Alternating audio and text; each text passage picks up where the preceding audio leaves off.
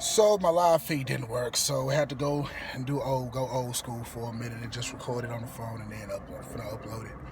In a little bit, I'm not gonna take too much of y'all time, but a couple of days ago, I was inducted into the Hall of Fame, and I'm gonna take a page out of Carl Cole's book, a fellow inductee into the Hall of Fame of 2017 for UPW, and I'm not gonna come at you as the blueprint or the chocolate delight or Lorraine Cole. I'm gonna come to you as Ladarian.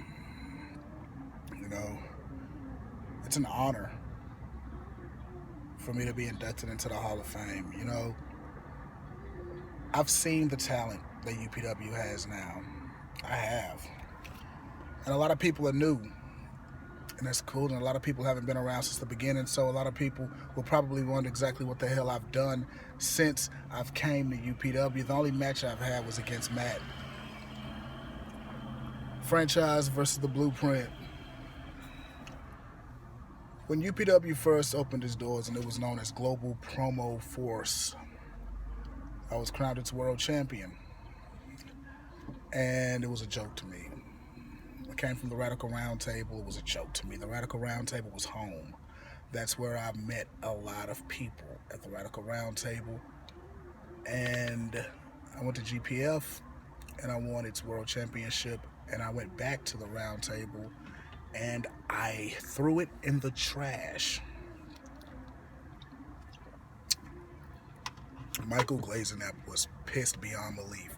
He was so fucking mad.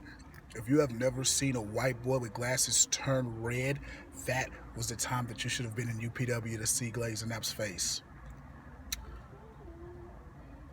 And I was cool with it. I was like, it is what it is. I went on to win the Radical Roundtable World Championship, and Colt Alexander, the big Coltoski, the guy who looks like Val Venus, he reached out to me and he said, I want you to come back. I want you to be a mystery opponent for somebody. And I did, because I had a sour taste in my mouth about the things I did. And around this time, Jimmy was crowned the world champion. So I immediately thought, you know what, me and Jimmy, we know each other from the Radical Roundtable. A lot of people in UPW came from the Roundtable, myself included, Jimmy, Shooter, BFK, Onions, Bradley fucking Dag. And I know his name is like forbidden beyond belief in UPW. But he had a hand in building UPW in the beginning stages of it.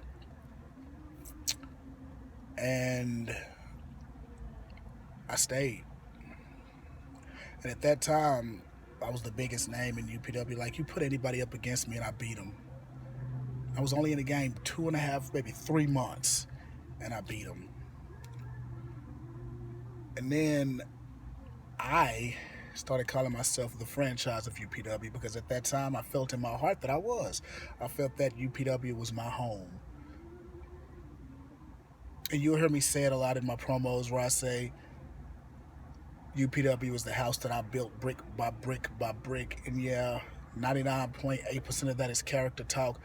But the reason why I say that is because the time that I was calling myself the franchise, John Walton reached out to Matt Minnick.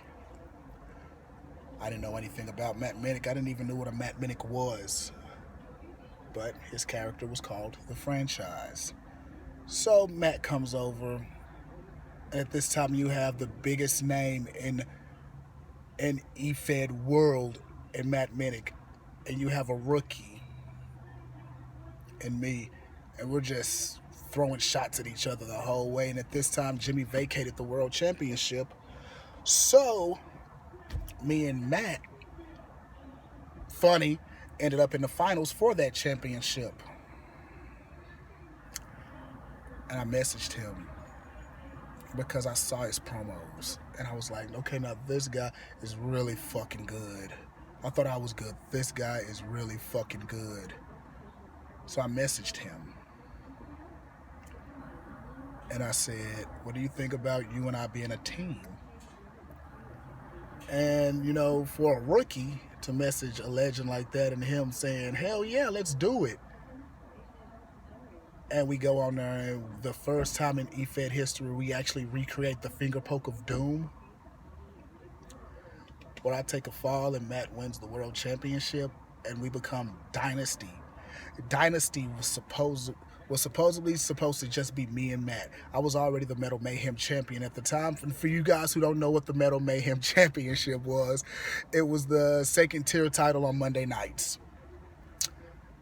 So I was already that champion. So me and Matt, and I used to defend that championship every week. Every week. I held on to that championship for a good 5-6 months. And that's defending that championship every week. And I'm not going against, now, since Matt's in and he's the world champion, people are starting to come and gravitate toward UPW. And then I start defending my championship against the likes of Brother Abrams. A lot of you guys don't know him.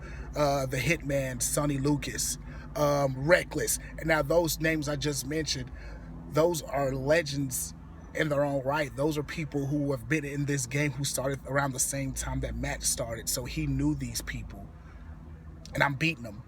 Like, I'm literally beating them. And I'm keeping on to my championship. And around that time, Dynasty grows.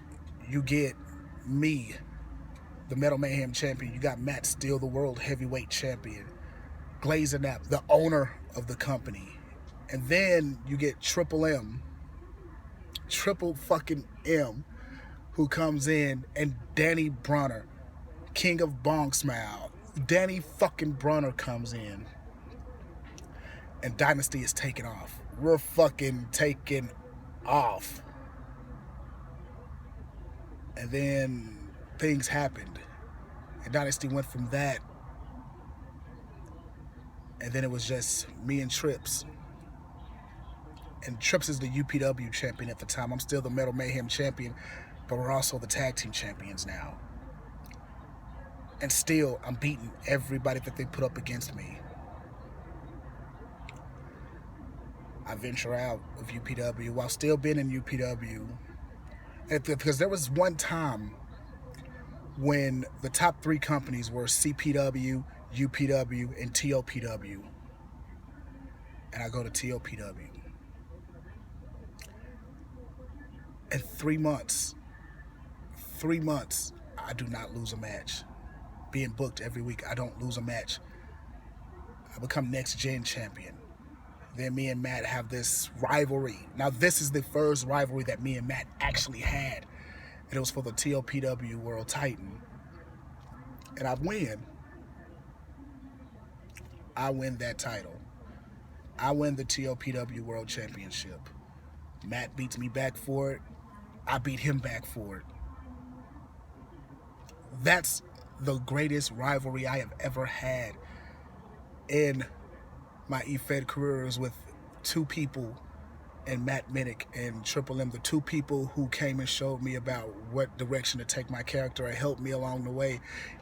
I've went against people that at that time I consider legends. I'm going in a tag match, me and Shooter versus Eric Jesse and fucking Thomas Austin and CPW. And we literally kicked the living shit out of them. Now people are starting to open up their eyes. And they're like, oh, okay, well, this dark guy with glasses and a bald-headed Bobby Lashley, or like Shooter likes to call me, Aunt Jemima, Apollo Crews, Titus O'Neil. He's a force. He's serious now. And then I go to PWA. And I'm winning. And when you win so much, a lot of people start thinking, well, there has to be some sort of favoritism. The 2 people he proclaimed to be brothers are Matt Minnick and Triple M, and they are really ahead of the game, and they could fluence a decision. And as much as we say this is a hobby, this game is real as fuck. And when people start saying, oh, you're only winning because of who you're affiliated with, it makes you work that much harder. I mean, I've had rivals with Triple M where for a while it seemed like I was the kryptonite to Triple M Superman. I've had a rivalry with Carl Coles. I went against Killjoy. Killjoy came out and he talked to me about my moveset and helped me. Worthington Marshall III, Tim Iverson, he did the exact same thing. Rich Diaz as well, Natural Born. A lot of names that aren't in UPW at this time. Terry Aikman, Manuel Garcia. You know, Francisco Bruno helped me, him and Triple M helped me visualize everything that I wanted to do. The effects, they helped that. Jason Sanders, Zachy Monstar, hell. Fucking all of the House of Wolves.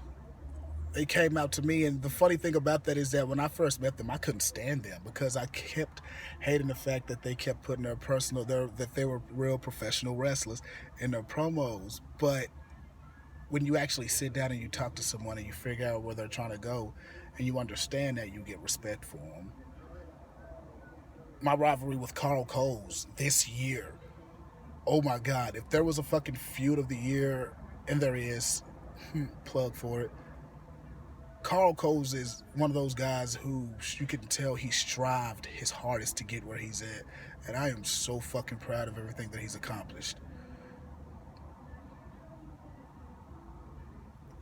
You know, as someone who's done everything in UPW,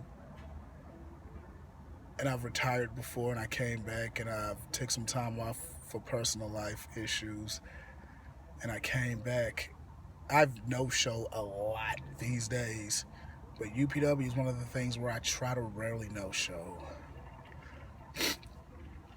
So with that being said, thank you all for acknowledging me and making UPW feel like my home. Like I said, I've done everything in UPW from co-owner to GM to numerous world championships to numerous mid-card championships to numerous tag championships. I've done everything that I can do and I'm still not satisfied.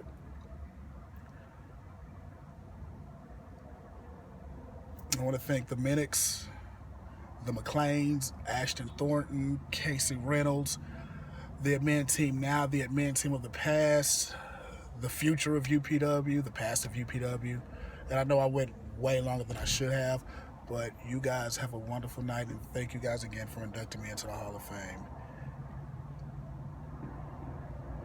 Ladies and gentlemen, the Chocolate Delight is out the building.